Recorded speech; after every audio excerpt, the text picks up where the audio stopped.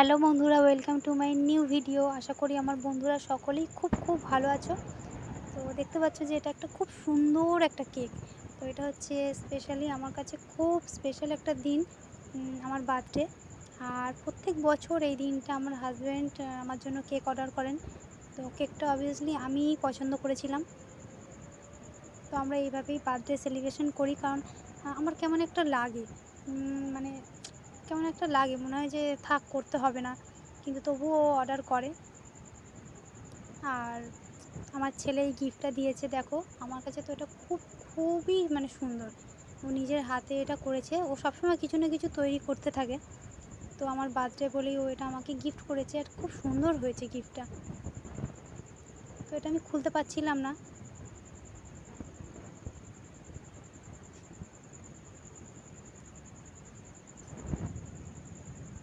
দেখো বন্ধুরা, ও এটা বানিয়েছে, এটাই আমার কাছে অনেক। তো এটা আমিও হয়তো পারবো না তৈরি করতে, খুব সুন্দর হয়েছে।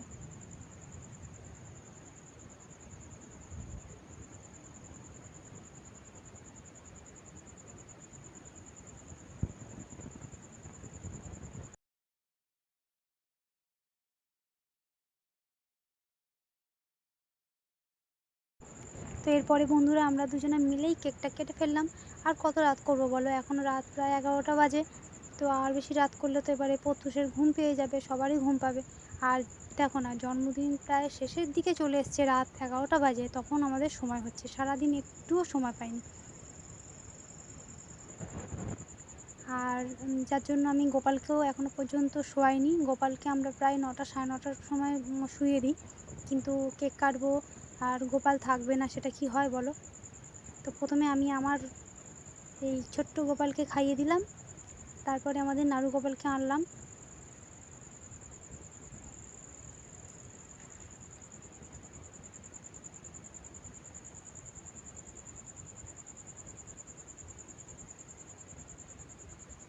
আর যেহেতু গোপালকে খাওয়াচ্ছি, তো সেই জন্য কেকটা ভেজ কেক ছিল।